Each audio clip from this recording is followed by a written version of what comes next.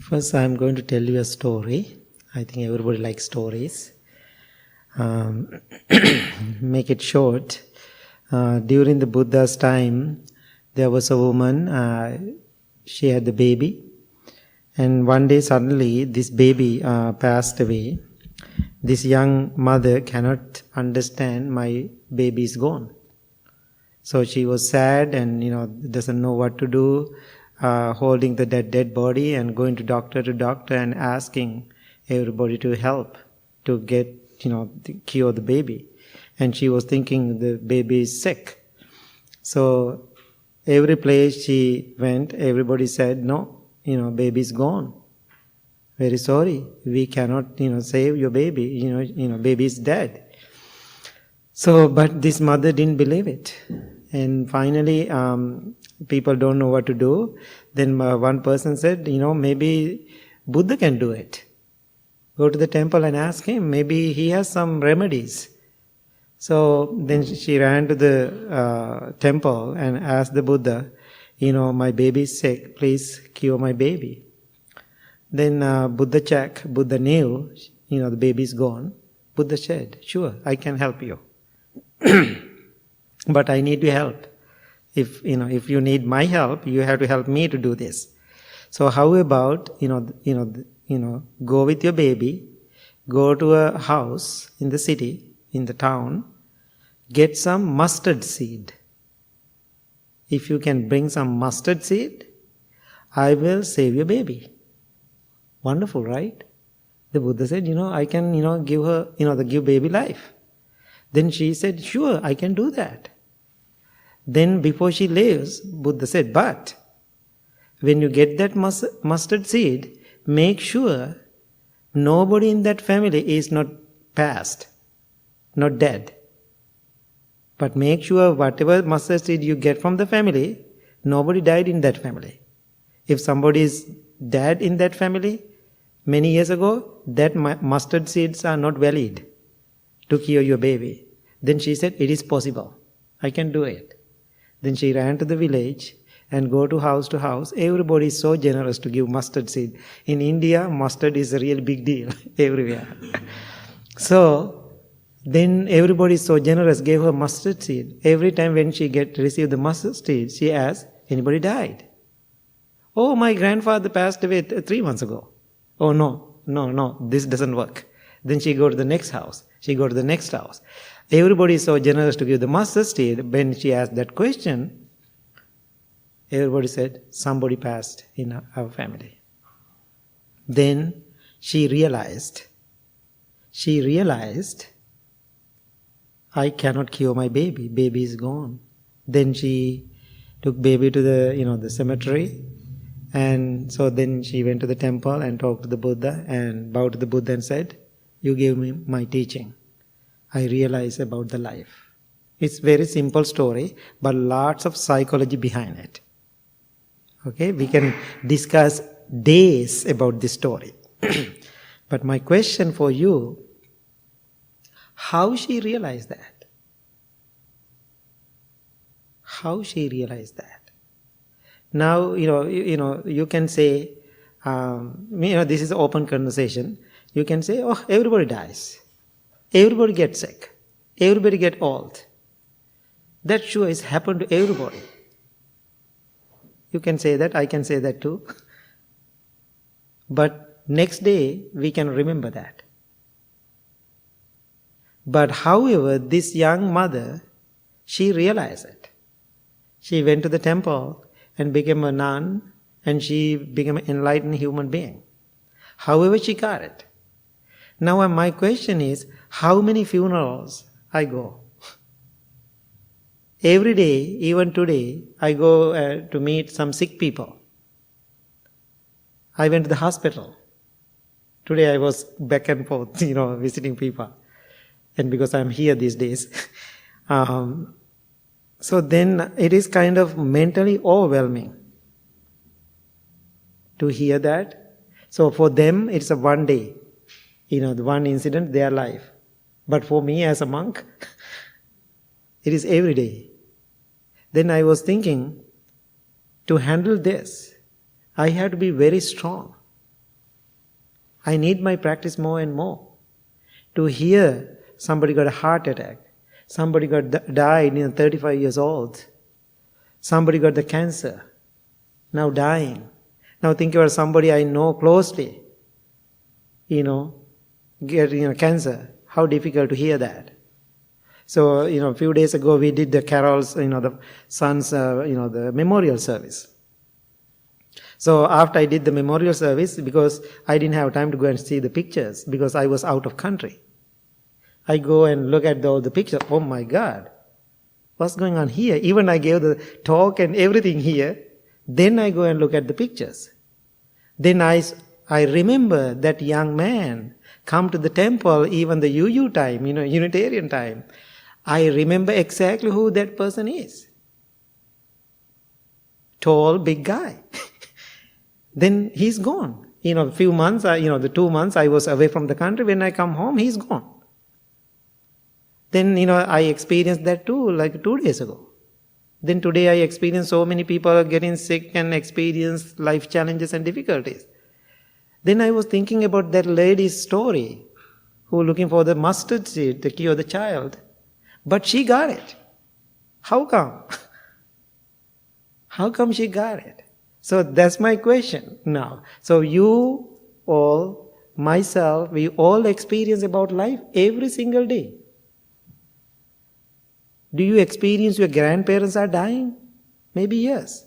You experience your parents are dying? Yes, we did. You have seen maybe your children were dying, some situation? Yes, parents experience it. But still, we have the same problem. Then I was thinking about the Buddha. Now I'm driving back and forth, I'm thinking a lot now.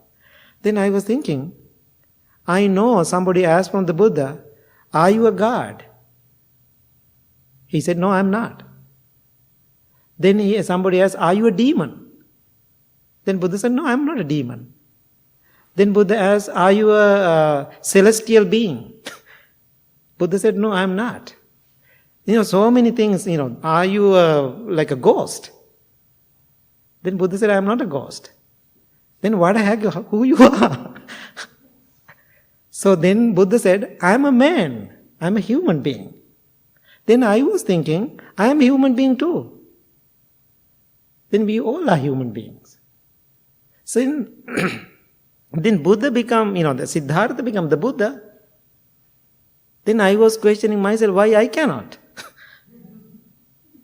That's a good question to ask, right? I'm asking, if he's not a God, if he's not the divine being, he's a miracle person, if he's a normal human being like you and me, he ate the same food like what we eat. He was living 80 years, exactly like our age now in this modern world. He was married, he had a wife, he had a child, he had parents, he had money. He was, he had a lot of pain and suffering after he left the palace. He did everything. But finally he became the Buddha too. Then I was thinking, I can do it too. I can do it too. Then he, after he left the palace, then Buddha went to the different teachers in India, that time well recognized, the teachers that time, before he became the Buddha. Then he go to the one teachers, then he know his mental state is this much high. He has the energy to do that. He has the confidence to do that. Then Buddha was thinking, I do too. Then he reached to that level. It's like a competition. Right? Then after he get in there, he felt nothing. Nothing there. Maybe something else. Then he went to another teacher. Then he heard this teacher is attained to this much level in his, his capacity, his mental state. If he has that energy, if he has that mind, if he has that strength, I can do it too. Then he did it. He reached that. Then go to the third teacher. Then he did the same thing. Then finally he realized, but still doesn't work. Still problems are there. So now my point is, how Buddha became like that, how that young lady after losing the child became like that, why we cannot? I think American people are very good to challenge. I think you are in DNA, you have that in this country. What I see being here. So if you need that competition, get into that competition. Let's make it. That's what I'm trying to tell you today. How? Now, my point is, every day we see what we call the pain. I know you don't like the word suffering, but no need to hide the reality. Yes, we all are, all have suffering. And so we are going through that. Rest of our life, are we going to do the same stupid thing again and again?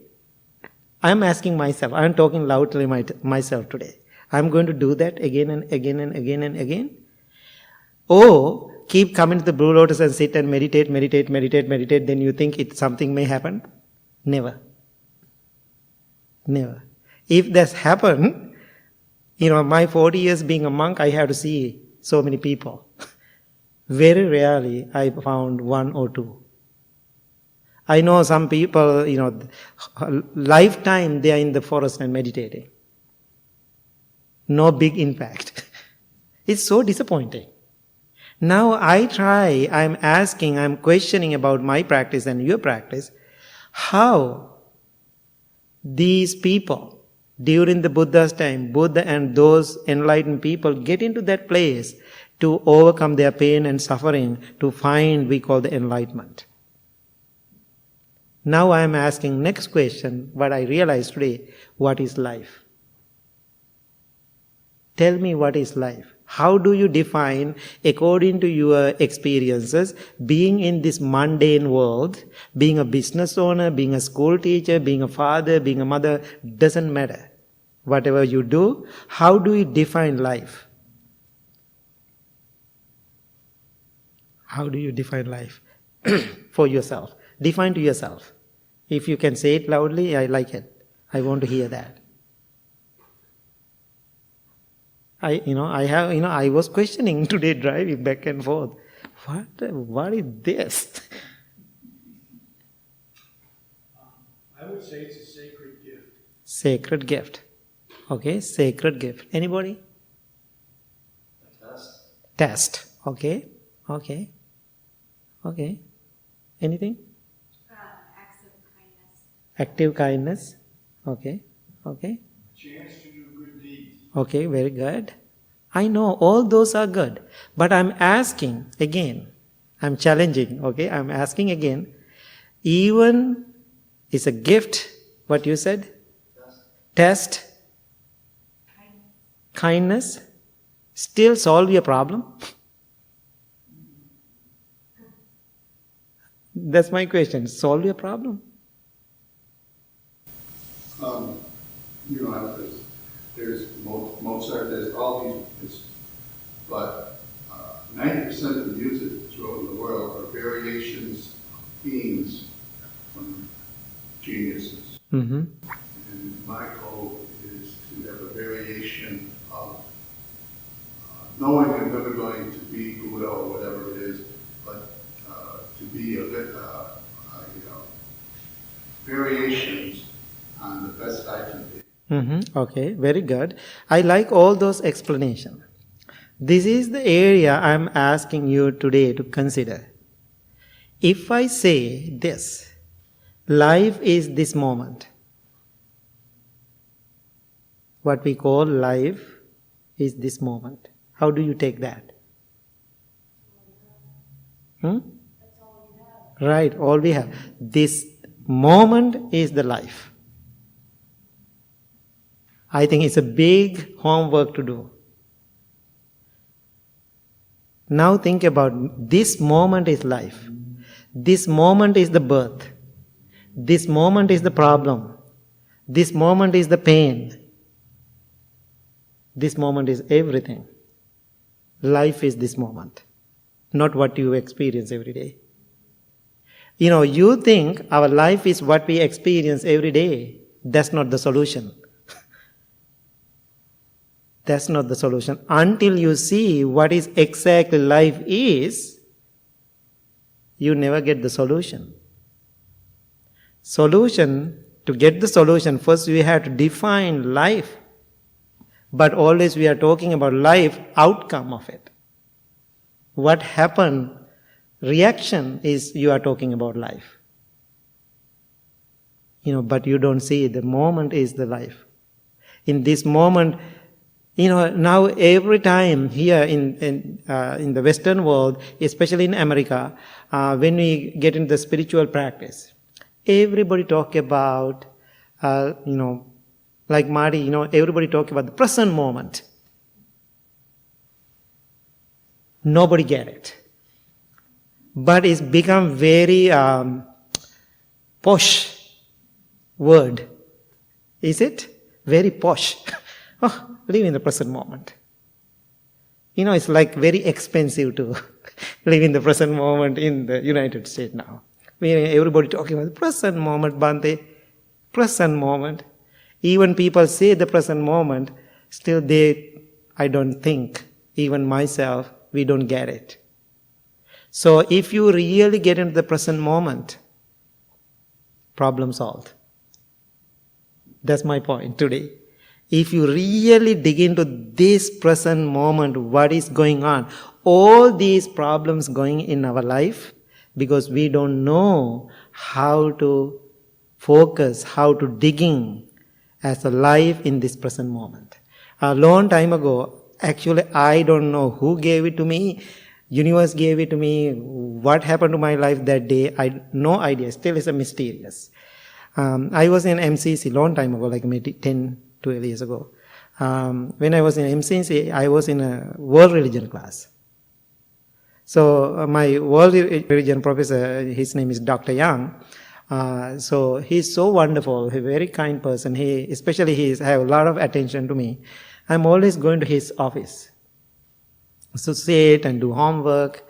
One day, he's ready to leave for his classes. I was sitting there, and he said, "Oh, Bhante, I had to go now, and so have a good day." I said, "Thank you, sir. Have a good moment." I don't know why I said that. Even right now, I don't know. It came to me today, actually, why I said that. Then he has the backpack. He's a smart, the educated person, very smart. He just like a frozen, like a statue looking at me, dropped his backpack. He dropped his backpack and said, "What?" He was kind of asking, What did you say? I said, "Have a present moment." Oh, I like it.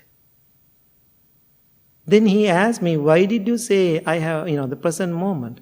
Then I said, "I don't know why I said that." I think that's what I felt that moment to say. Now I get it.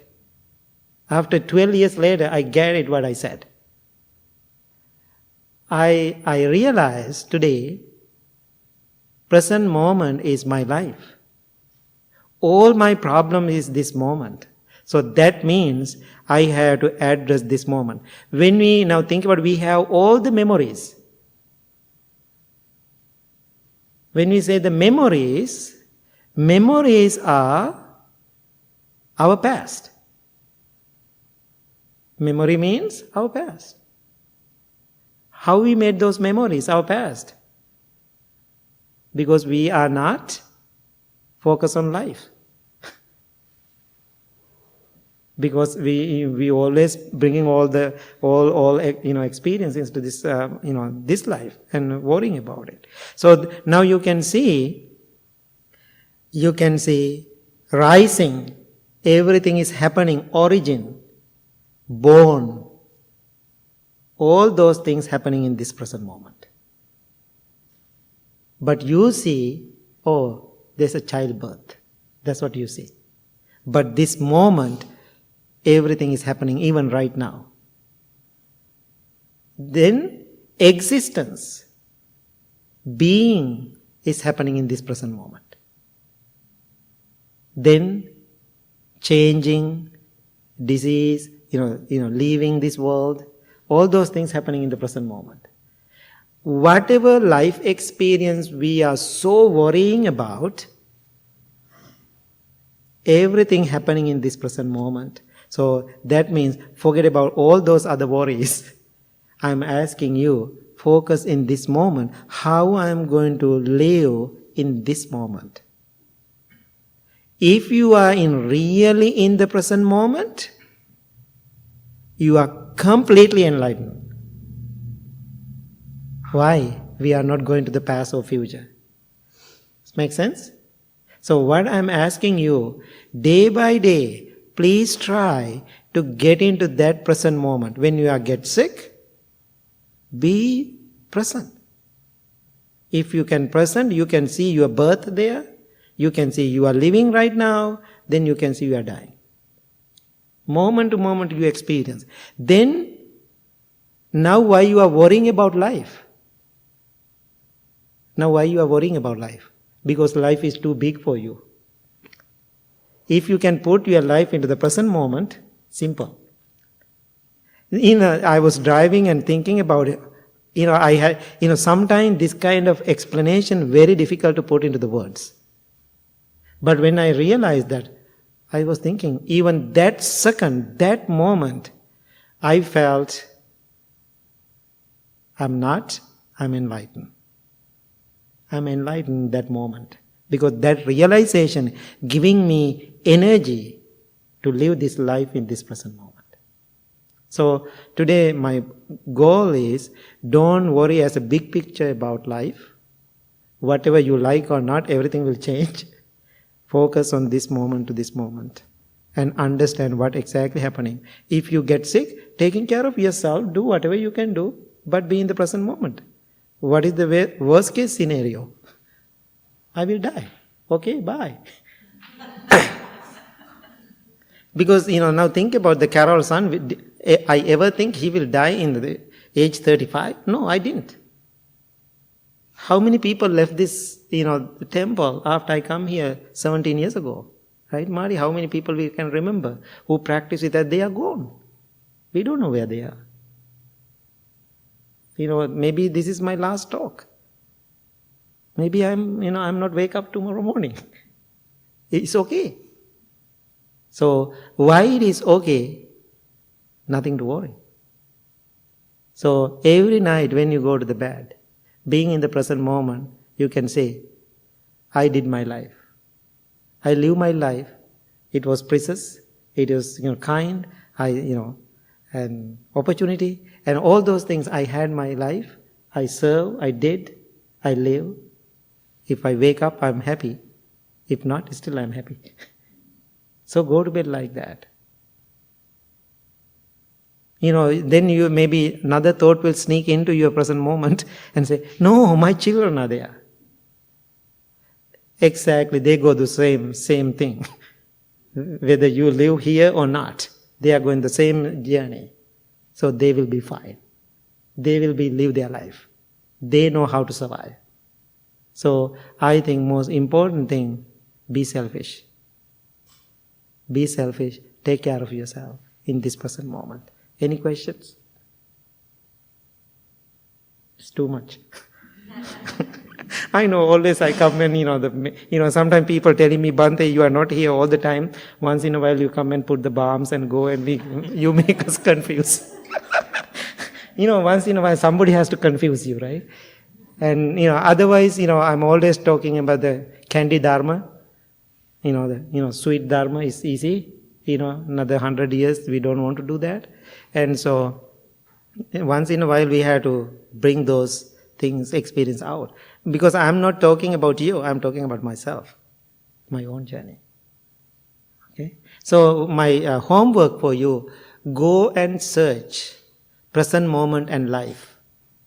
And I give some, the guideline, go and search the present moment and life, and think about how our existence creating past and future in that present moment. That's a homework. Make a research. Think about a lot. That's why suffering exists.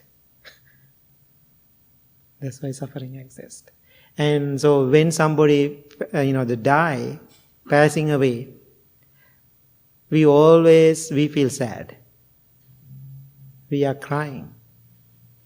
But there is an experience during the Buddha's time. after Buddha passed away, it's a big deal, but all the monks who are not enlightened, they were sad and sobbing. Oh my God, my teachers, you are going, how am I going to live without you? But all the enlightened monks just sit there. They just sit there. Even, to say that sitting, there's no word. Somebody asks, what is that? Why he is sitting like that? No answer for that. There's no word for that. That's the way it is. So if you can sit like that, that's great. Think about it. We can do it. If Buddha did it as a man, you can do it too. That's my point. That's what I was thinking. If Buddha did it, I can do it too. So I'm trying. I'm going to work on it. Okay, let's work together. Okay? So I hope everybody enjoyed this evening, and thank you so much. I'm very sorry for the confusion, but go and do some homework. Okay, I will make one announcement before you, please. So this Friday, I am doing intro to meditation. If anybody new to meditation, still confused, you don't know you are doing right or what I have to do, what I'm doing wrong, please come to that workshop. I'm doing 7 to 9. Around 8:30, 9. So if you are coming, please register. Then we know how many people are coming. We can set it up this Friday.